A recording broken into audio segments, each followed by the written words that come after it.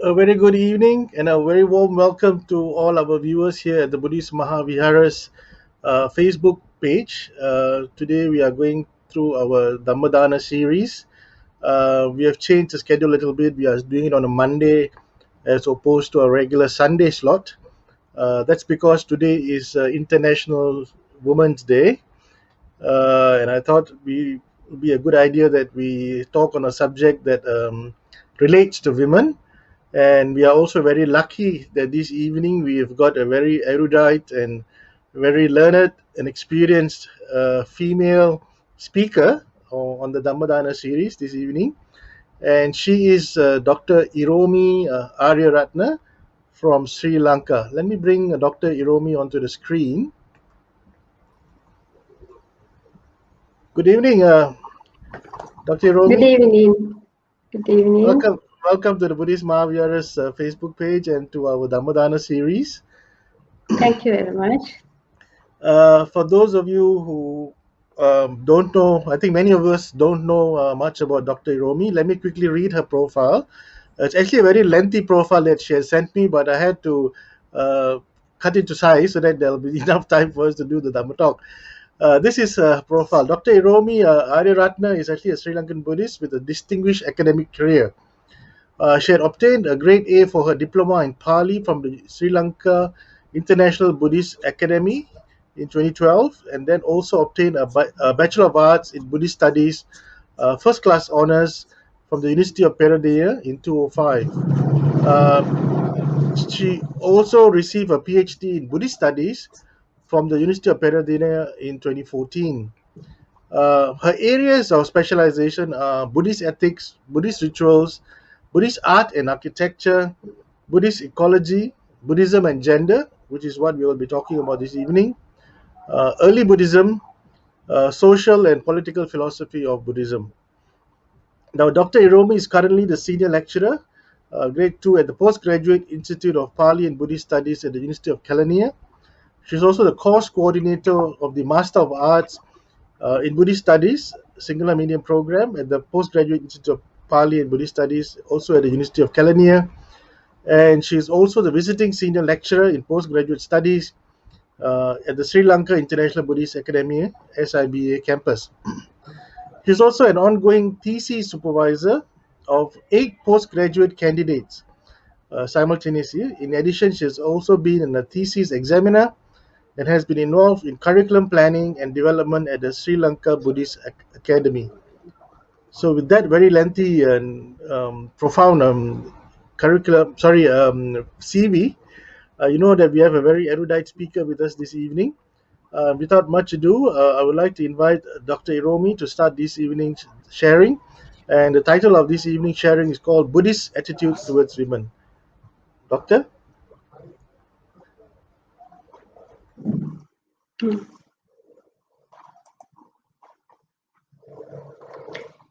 ඉත්තිපි ඒක වච්චියා සෙය්‍යෝ පෝසදනාධිප මේධාවිනී සීලවතී සස්සු දේවා පතිබ්බතා.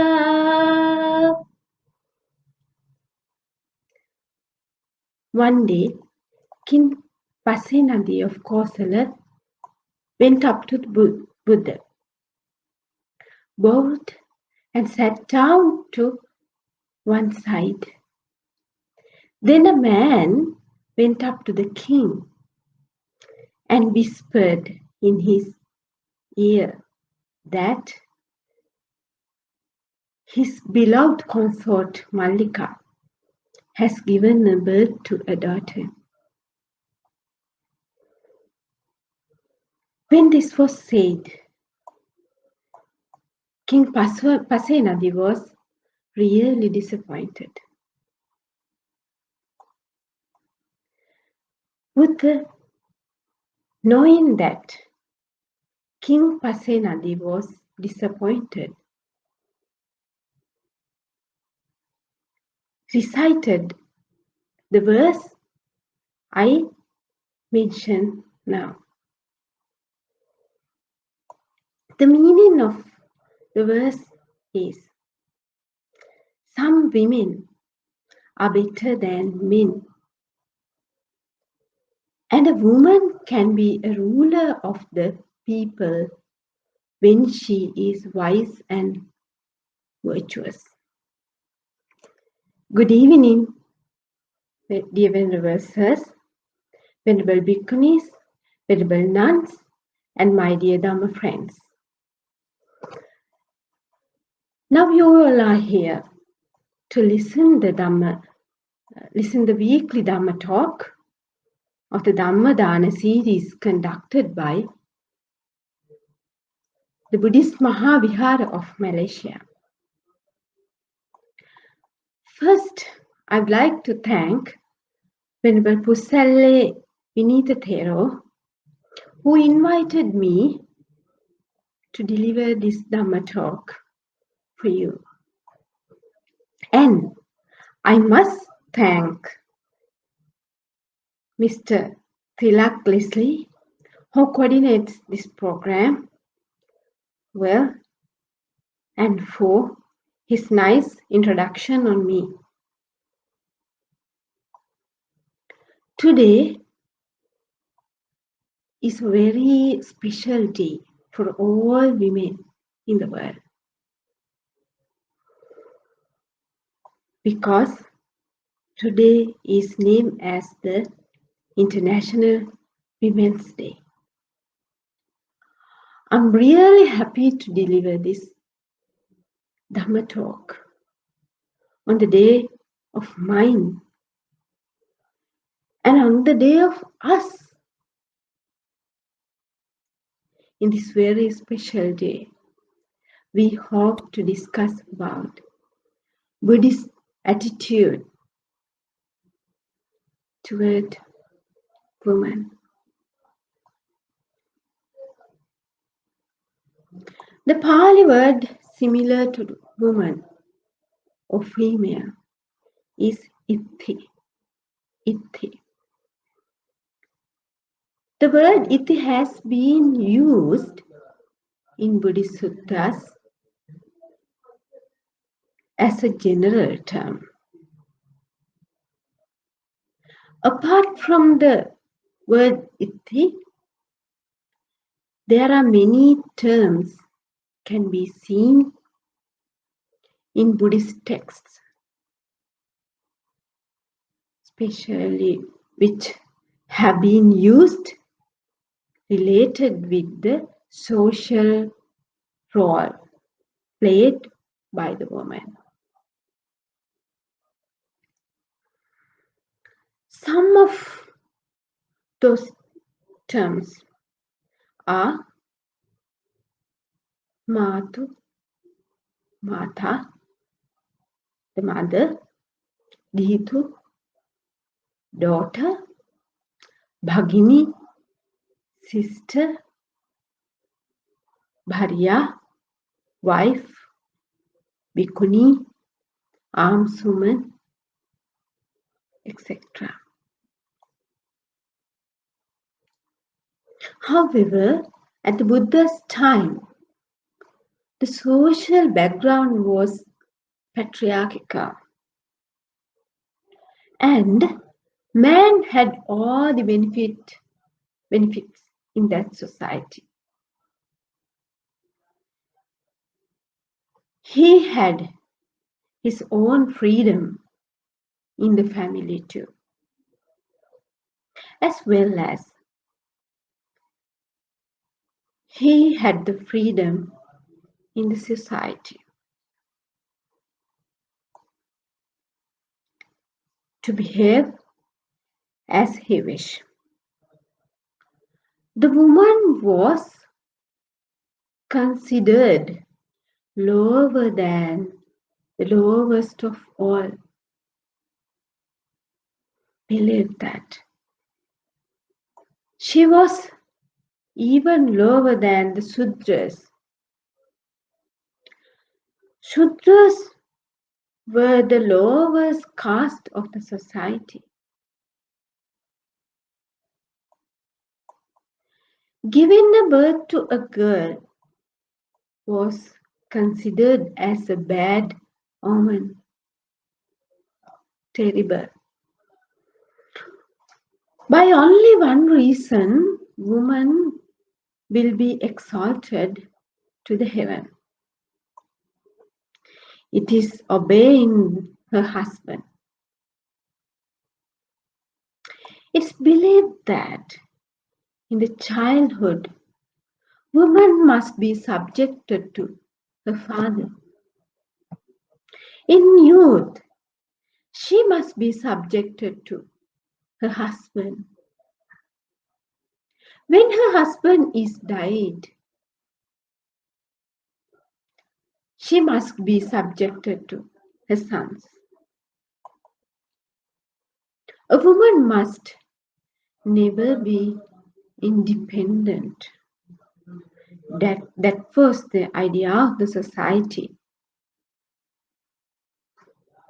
According to that, people, especially mayors, treated women. But the males could have the freedom of the family and the society, as I said. Although it could be seen that the woman had somewhat respect in the family as a mother or a wife, it is very sad to see that she had not freedom to associate with the outer society for any other business. That was the terrible situation of 6th century BC in India when Buddhism was emerged.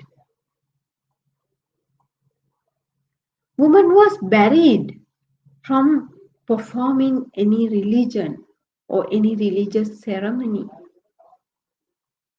She was not allowed to read or recite any other hymns included in Vedas. But male could have a wife of 3/4 of his age, and he was the decision maker of the family and the married life. Wife should support him, although he does good thing or bad thing. Although he practices good thing or bad thing. Especially, widow was not allowed even to think of another man's need. That is the terrible situation which women had at that period. Especially, education is prohibited for women. Women are not expected to occupy in jobs other than bearing the duties of the family life. It is expected that the woman should help to his husband's trades only. There are some evidences to prove that women engaged with some occupations, such as prostitution, slave woman, laborer, in the pre-Buddhist era. But those occupations were not much reputed in the society.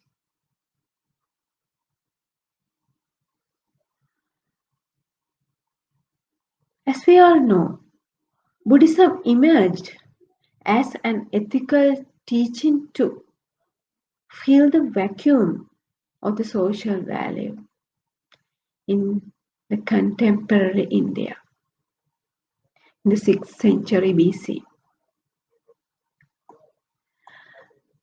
It can be pointed out that the social background of women was changed as a result of Buddhist mission in India. Actually, the woman could have a considerable freedom in Buddhist era in the 4 stages of her life. It's really happy to see that change. She was admired and she was respectful as a mother, as a wife, as a daughter, and as an aunt and armswoman in Buddhist era. And also, Buddhism appreciated and admired her social role in different ways. On the other hand, Buddhism clearly identifies that there is a biological differentiation between man and woman. But Buddhism doesn't condemn any gender depending on biological differentiation. We have to keep remember that.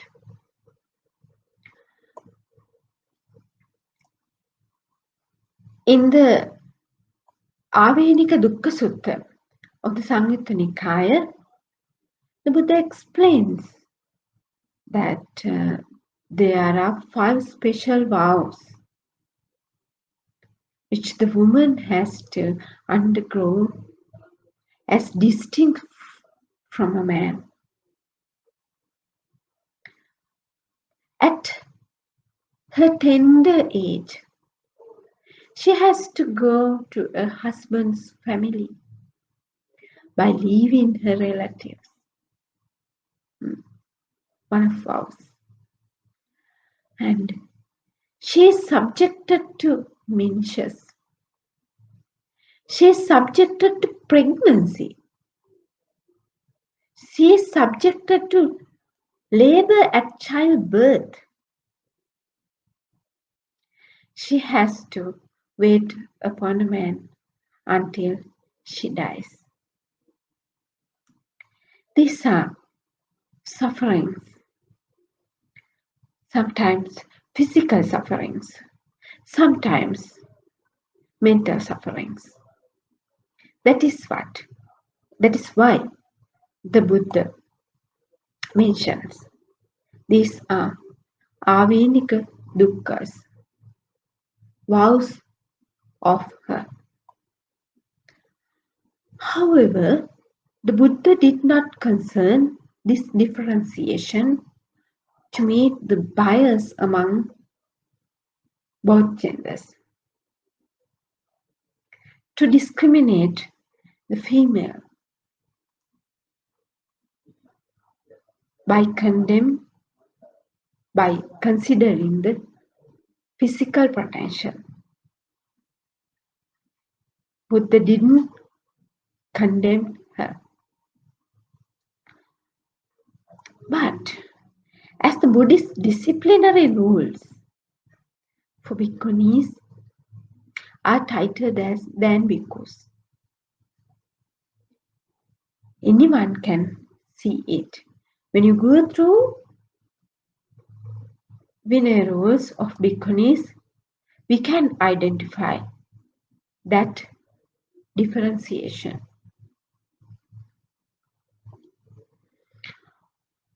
It is clear that the biological differentiation of woman has been considered by the Buddha in the promulgation of disciplinary rules of women, bhikkhunis, especially in the Sanghadisesa Khandaka, Sanghadisesa Khanda, the Parajika Pali, all the related actions of sexual behavior are analyzed penetratingly, and it is thoroughly prohibited to involve with any kind of sexual activity by bhikkhunis. Would identify the differentiation of female gender. Well, not like male. The biological nature of female is different. The tightness of the disciplinary rules, which are based on the biological factors, shows the Buddha's high concern about the security of women who were in Bhikkhunis order. The Buddha is the only teacher who promoted the clergyhood for women in the contemporary society in ancient India. That is the most important thing. He did the vast change in the society by opening the golden gate to enter the order of Buddhism. Therefore, he, the Buddha, had to bear the risk as the decision maker of the ordination of women. As I stated previously,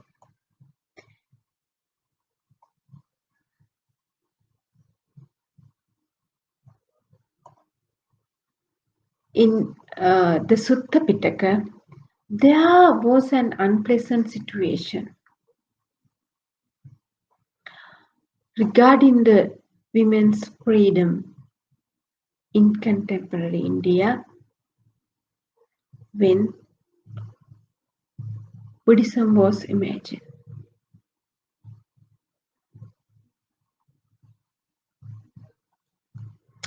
Even though the main objective of the Buddhism was leading the people towards the salvation, the Buddha really hesitated to grant the bhikkhunishood to women at the beginning due to the or considering the ideological background of the society. However, one of major disciples of Buddha, Venerable who was much enthusiastic on establishment of Bhikkhuni order, was able to get the permission of the Buddha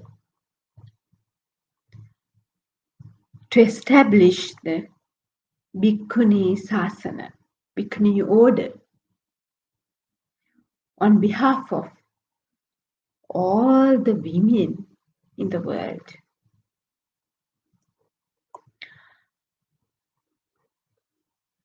Though the permission was granted, having considered the social background, the Buddha had to promulgate some special disciplinary roles for them, for bhikkhunis, which are not relevant to bhikkhus. I think we should not think about those disciplinary roles. As Buddhists, we know the Buddha is the person who had a superior wisdom according to the Buddhism. According to Buddhism, it is clear that the woman's freedom was granted in Buddhist era because of the philosophical fundamentals of Buddhism. Finally, Buddha decided not to concern about the social background. He only considered about the potential and the capacity of females. We all know that according to Buddhist teachings, human being is formed with 5 aggregates. In Pali we call khandhas. Those 5 aggregates are Rupa, Vedana, Sanya, Sankhara and Vijnana. In English, form or matter, sensation, perception, mental formation and consciousness. Buddhism doesn't make a distinction between these 5 aggregates. When it discusses about the nature of man and woman, those aggregates are common to both male and female. Buddhism says that all beings and all the formations of the world have common and unavoidable features named as we call 3 characteristics of existence, in Pali tilakkanas.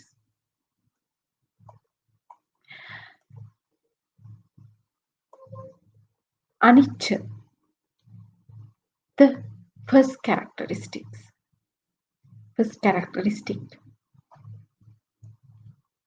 birth, decay and death through which every living being must pass in the cycle of birth.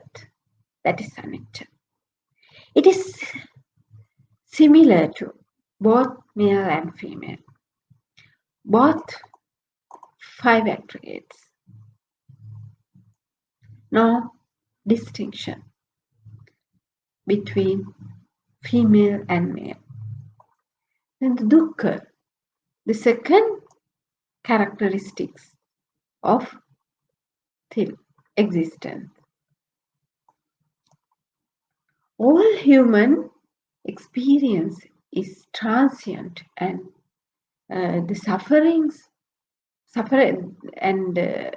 that suffering results from excessive desire and attachment. That is what we call samsaric dukkha. It is similar to both male and female. One can avoid from that, cannot be avoided. One can cannot avoid from that suffering, being a male or female. That is also common to both. The third one is anatta. The doctrine that there is human no permanence. Permanent underlying substance that can be called the soul. Instead five khandhas. So that feature also common to all males and females. Therefore, the three characteristics of existence are common to both male and female. And the only way to get rid of samsaric dukkha is attaining the emancipation or the highest spiritual attainment called Nibbana. So which is the same attainment recommended in Buddhism for both male and female. No distinction. Both female and male should end their samsaric cycle by using the same method, by following the same path, same Nibbana they have to attain. And all beings should understand the Four Noble Truths to end the samsaric cycle. I think you all know the truth of suffering, the truth of cause of suffering, the truth of the end of suffering, and the truth of the path leading to the end of suffering. Those are four noble truths. Realization of those truths is must to attain in the Nibbana. The path to Nibbana is named as Ariyaratne Maggo. And also it is available for both male and female, not for one gender.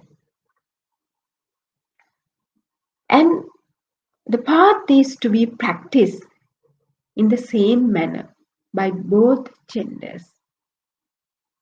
Therefore, we can see Buddhism does not separate the spiritual skills of human beings based on the gender. That is why the Buddha opened the door for us to enter the sasana. Although he identified the risk of it, the permission. Buddhism has emphasized the origin and evolution of human being has happened in accordance with the theory of dependent origination.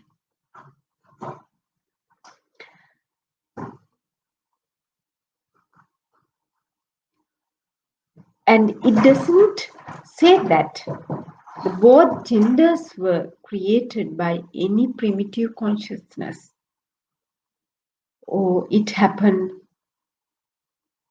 spontaneously as explained in some religions. Actually, it happened as a result of the lust appeared in their minds. It says in the Aganya Sutta of the Digha Nikaya. It has the it has a legend on evolution of human being. It says that the sexual organs were appeared with beings after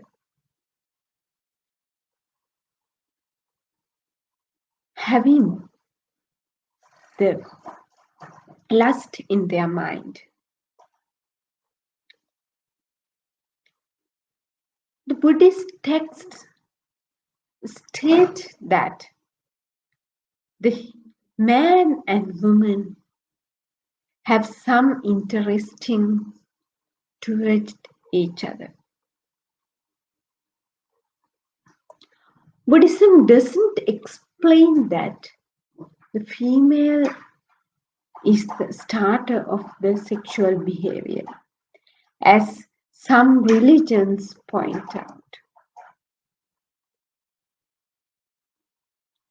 The Anguttara Nikaya says that something else in the world can delight and cheer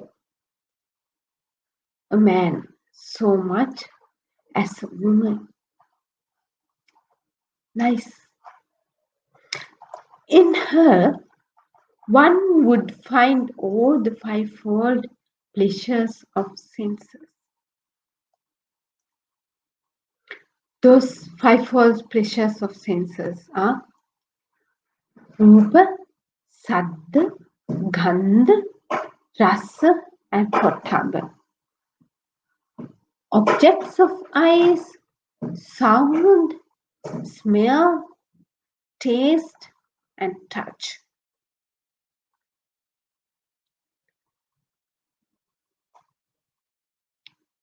The same sutta states that nothing else delights a woman so much as a man, vice versa.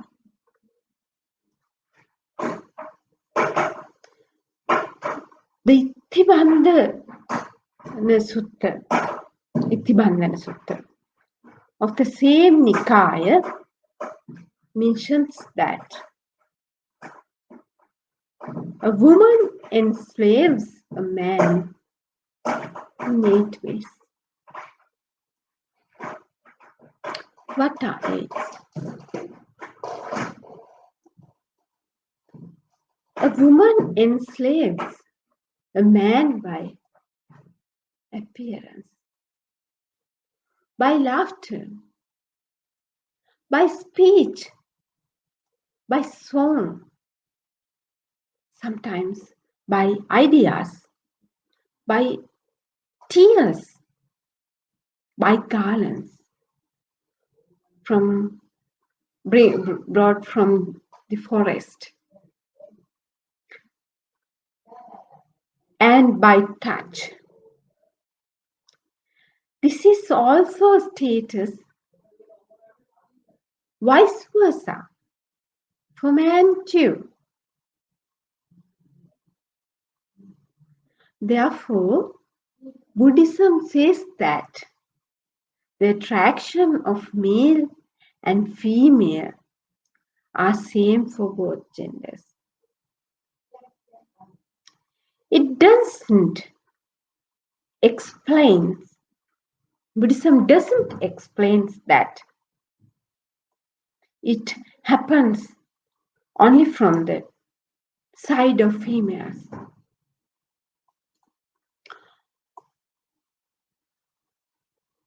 The Matugama Samyutta of Samyutta Nikaya emphasized that the fivefold characteristics which the male could have that may cause to reject by a woman.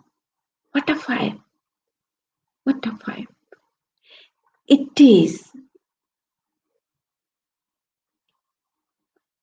dosa is of beautiful form and has wealth, virtuous, clever, and he must not be lazy, and he has to the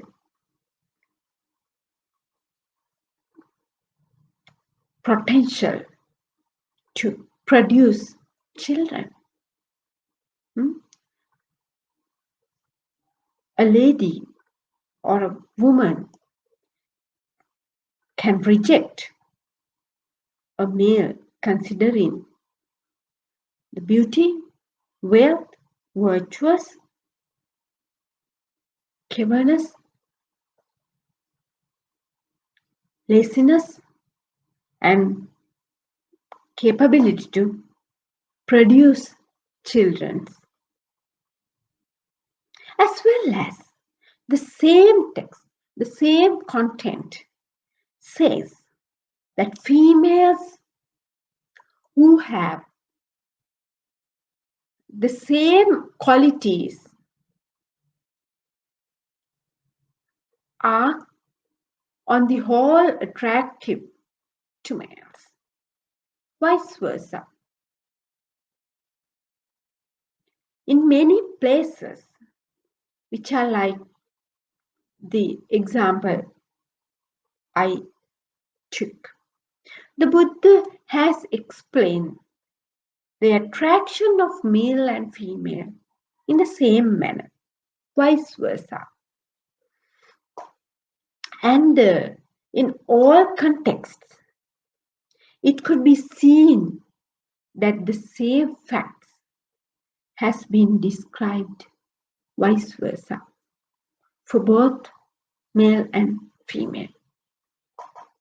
Why I again and again take similar examples here? I want to show you there is no discrimination in Buddhist text. We cannot see any discrimination in Buddhist text for females, considering social, biological, and other facts. Always, the Buddha has given same responsibility in each action to both genders. Brahmins believe that the female has no choices about males and they do not care for beauty, nor is their attention fixed on age when she selects a male. Husband when she selects a husband, she doesn't have no choice. I mean, about males, they don't care for beauty. No, their attention fixed on age. It is enough that he is a man to be a wife of him. They give themselves to the handsome and to the ugly. That is the Brahmin idea. But it is clear that the Buddha had not condemned any gender as a motivator for the sexual or any physical or any mental attraction, and also Buddhism has given the same value for the person's choice and the ethical background of the person in the family life too. Same value same responsibility has are with both male and female in the family and the social life. The Sangvasa Sutta of the Anguttara Nikaya has mentioned that when matching couple with a good command of moral behavior get together in a family life is like a marriage of a male deity and a female deity. If the female is not virtuous, when a male is virtuous, it is like a demon and a male deity get together.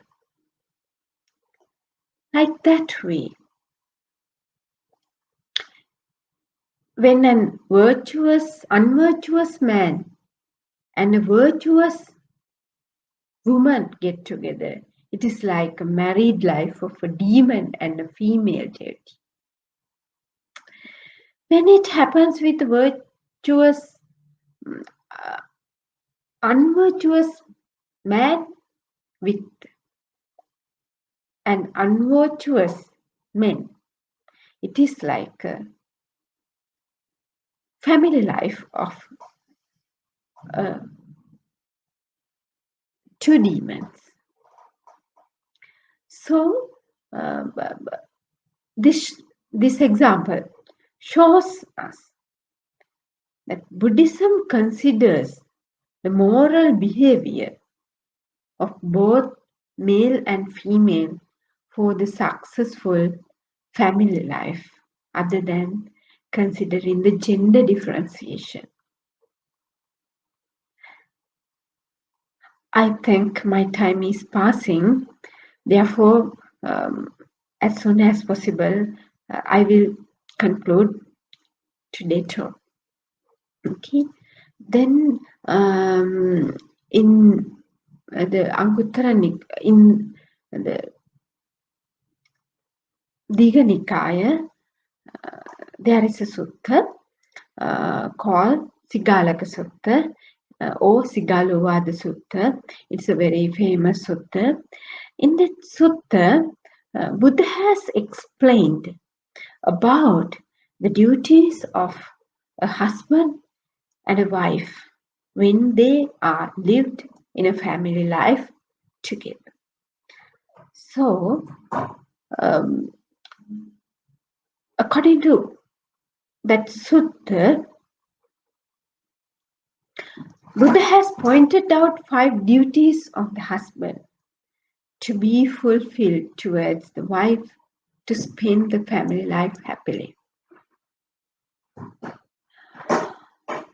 By being courteous to her, by not despising her, by being faithful to her, by handing over authority to her, that's what we call Isariyavasake, by providing her with adornments.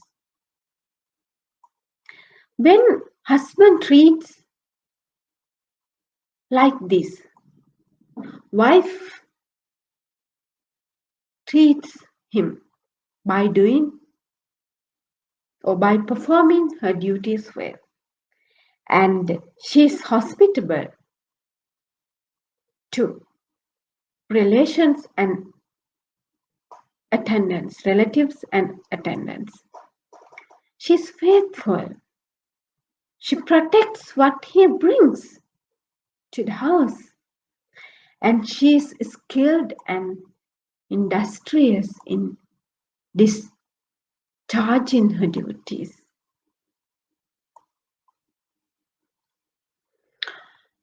Not like other religions. This said evidences shows us that Buddhism states that both husband and wife have equal responsibility to balance the harmony of the family life. And also, it points out that good relationships always depend on mutual understanding and the respect to each other. Buddhism has not given the responsibility of family life only to the female, as other religions did. Therefore, it is very clear that Buddhism has emphasized the equal rights of husband and wife in relation to the family life without emphasizing it is a duty of a woman only.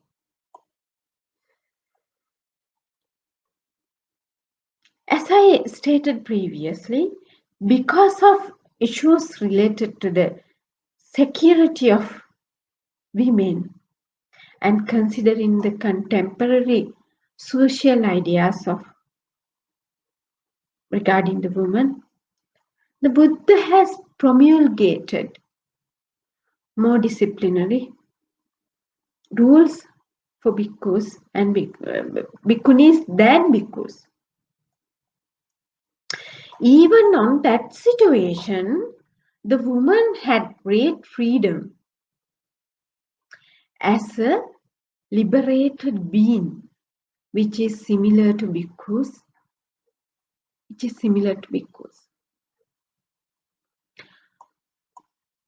We can see a number of joyful utterances recited by Buddhist bhikkhunis in Buddhist era. In Theragatha Pali. By reading those stanzas or utterances, we can identify how females experienced their freedom as a bhikkhuni.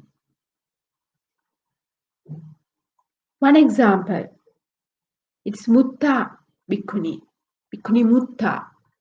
She said that I'm well released, properly released by my release from the three crooked things. Crooked things. She was really disappointed about her family life.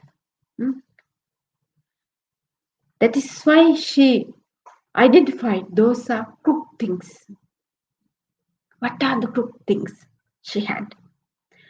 Mortar, pestle, and my crooked husband, and the crooked husband. Not only that, she says, I am released from birth and death too. So, the Buddhist literature has evidence to prove that some of disciples have been appointed as superior than others in the order for some qualities by the Buddha. When appointing for those positions, the Buddha treated both male and female equally, both female and male disciples equally. And he created same positions for both bhikkhus and bhikkhunis in his order. For an example, while Venerable Sariputta becomes the foremost of the wisdomful one among the bhikkhus, Kema has been appointed to the same position in the bhikkhuni order.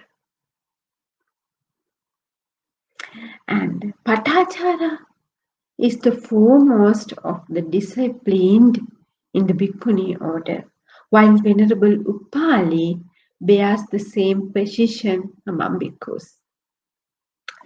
Upalavanna was the foremost of holders of psychic powers among the bhikkhunis, while Mahamoggallana was the foremost holder of the psychic power among bhikkhus. Therefore, it could be seen that the male and female disciples had soteriological equity in the Buddhist order without having any discrimination.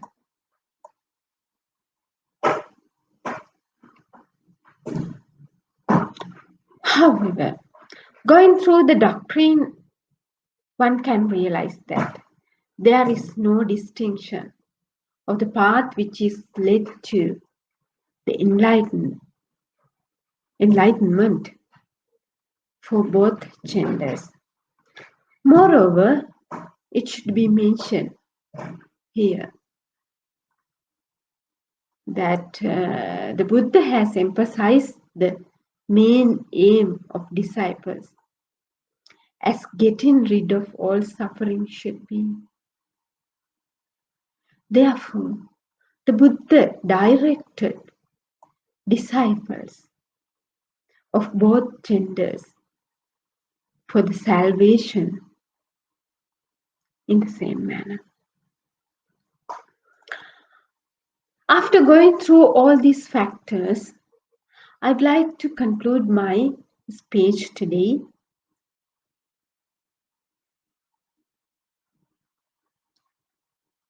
In Buddhism, biological differences are discussed only to have a clear identification and knowledge on male and female forms, but not in any means of discriminating womanhood.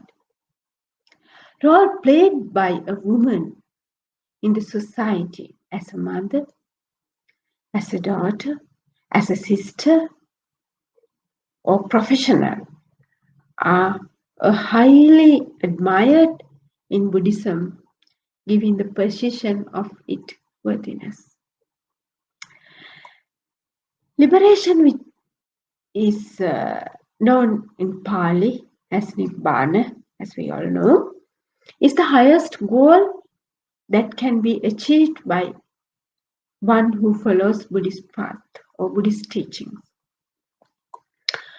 Buddhism clearly explains that there is no any barrier according to the gender to achieve the particular level of spiritual development. Any particular levels of spiritual development. Buddhism always encourages both men and women to get rid of suffering and eradication from all types of defilements. In the basis of spiritual development, Buddhism never condemns the gender, but it always stresses one thing, that despite being a man or woman, one needs to understand that reality, the reality of the world, which as essential matters to realize the liberation. I think woman has the capacity and the potential to do it. May you all be healthy and be happy. May Triple Gems bless you all.